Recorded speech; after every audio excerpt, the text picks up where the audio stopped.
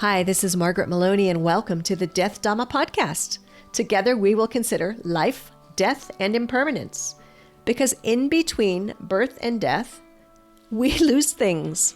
Not just our glasses and our keys. We lose identities, relationships, ideas, and more. But what we can gain right now is facing this together, and we will gain freedom, peace, and progress on our path. Hi, everyone. I'm so glad you're here for episode 2 of season 2 of the Death Dhamma Podcast. Now, oftentimes I will have a follow-up episode to do a lessons learned from my discussion. And in episode 1, which I hope you had a chance to listen to, Justin Whitaker and I talked about loss in terms of loss of a relationship and what it's like to go through that. And there are some great lessons in that episode, and I hope that you have a chance to listen to it. What I'm doing in this follow-up is I'm including a discussion he and I had when we began speaking, which was about COVID and some different thoughts about COVID and how COVID has shown up in different parts of the world in terms of culturally, how we treat it, and just some of our observations. And I'm using that here because I think that COVID in itself is a giant lesson learned for small deaths, disappointment, and impermanence. And I say that, and I'm not disrespecting the death count, which is the big D, because so many of us have lost people to the COVID pandemic. But our discussion was more of the nature of things that have changed in our society because of it, and maybe some things that we wished were different. And I thought that it was important to include this discussion that we had because we, all around the world, we are still living with COVID and deciding how to live with COVID. And I recall that in episode 1, the very first episode of the Death Dhamma Podcast, where I spoke with Noel Alumit, he spoke about how he was a volunteer during the AIDS pandemic, and we did some comparison of things we saw with AIDS and things that we saw with COVID. And I would imagine many of us would have thought that we would be having different discussions today where we are. And some of you are familiar with me saying this phrase, this is how it is we still are living with COVID. And so today I want to just give you this short discussion that Justin and I had about different aspects of COVID. Thanks for being here. Even if you had to, I'll say, go through COVID 2 times, in a sense, in 2 different ways. Yes, for sure. I mean, Hong Kong handled it so differently than America. They really shut things down. Mm-hmm. And of course, there's a culture of caution and I think community cohesion, and everybody started putting on masks and being very careful. And then to kind of watch people in America, fight for their individualism, even at the cost of everybody around them, was sad and worrying.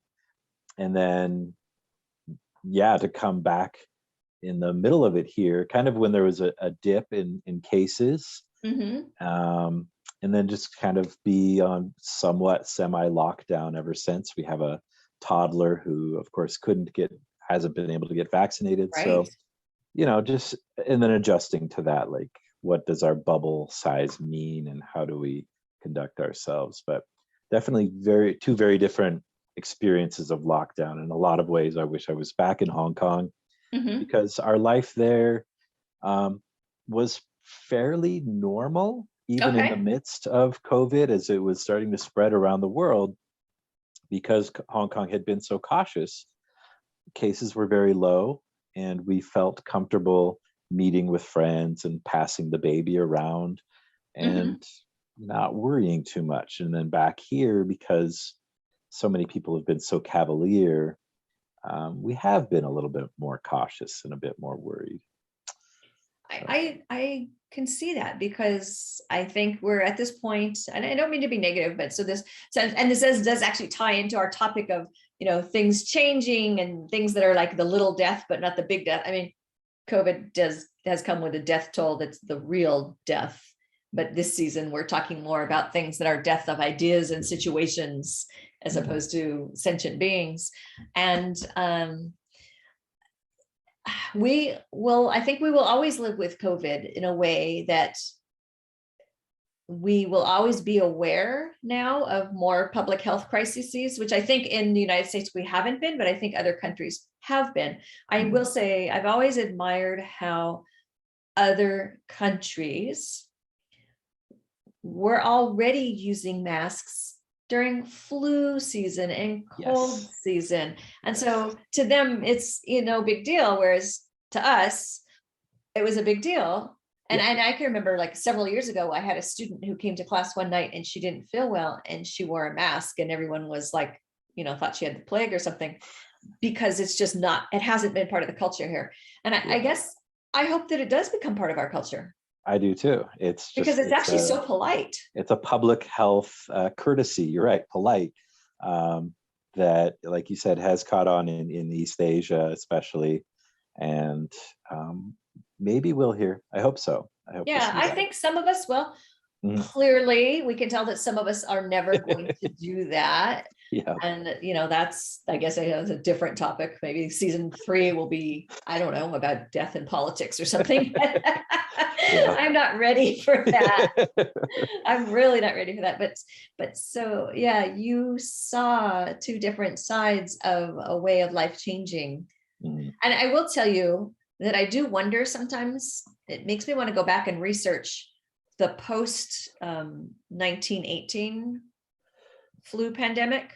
Right. Look at records and see how long after that did we as a society really live with this idea of, because obviously between that time, let's say 1921 and 2020, many of us lost sight of all that. Right. Unless you worked in health. And so I think it would be good to look back and study that. How long did the cultural effects of that stay with us?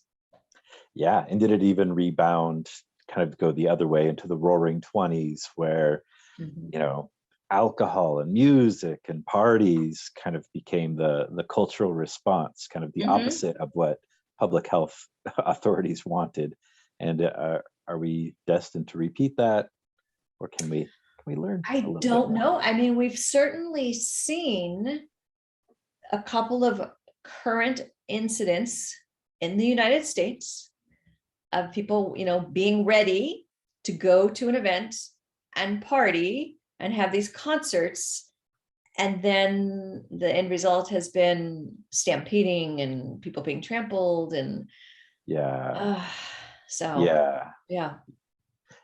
and I guess is it Vivek Murthy, the current Surgeon General, just came out yesterday saying, be prepared for a massive teen mental health crisis in America. It's been bubbling up, but it's very clear our kids are not okay, and that's so worrying. I mean, you and I and people our age have lived enough that we can say, okay, hunker down a couple years.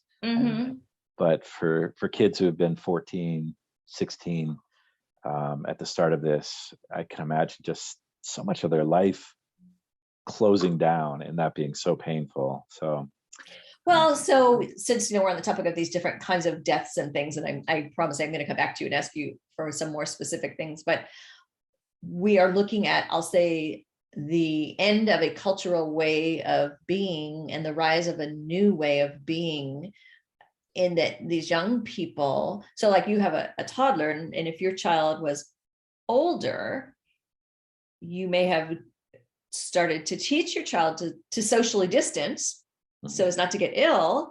But then, so do these kids move forward always feeling like they have to be distanced or I don't know.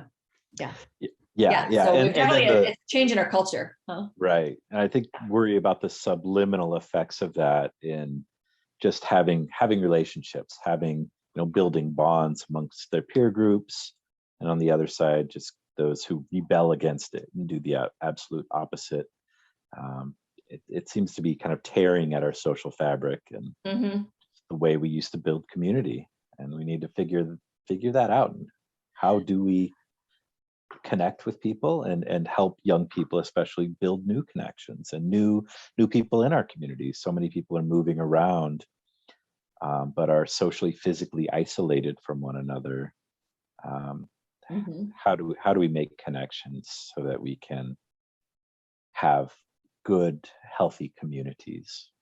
Well, this is true. So you moved in the midst of COVID.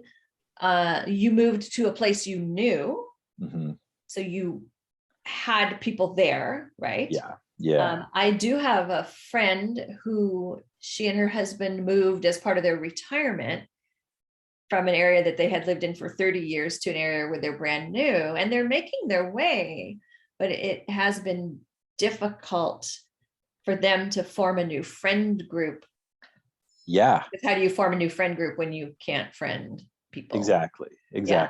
And my wife and I, we rented an apartment for a year, and we would see the neighbors, who would see other people in the apartments or people in houses, and we'd chat outside. And in normal times, we might have said, let's have a little dinner get together and just kind of invite everybody and get to know one another. But we never did that. So we never really got to know a lot of the people around us. And I can see that kind of being pervasive throughout our society right now. It's really hard to make those good connections because, I see how that goes back to your concerns about our social fabric, because I want to think that as human beings, we will help one another in times of need. And I think what helps us do that is the fact that I know my next door neighbors. I want to think even if I didn't know them, that if there was trouble, I would help. But if I don't even know them, how do I know that there's any trouble? Yeah. So we are, in a sense, even though I didn't start asking you specific questions, we are, in a sense, already talking about the death of things and ideas and change, which is what we're all about on season 2 here of the Death Dhamma Podcast. You've been listening to the Death Dhamma Podcast with your host, Margaret Meloni. Thank you so much for being here. Come find me on margaretmeloni.com, margaretmeloni.com. And until we meet again, may you be well, may you be happy, may you be at ease, and may you be free from suffering. Bye for now.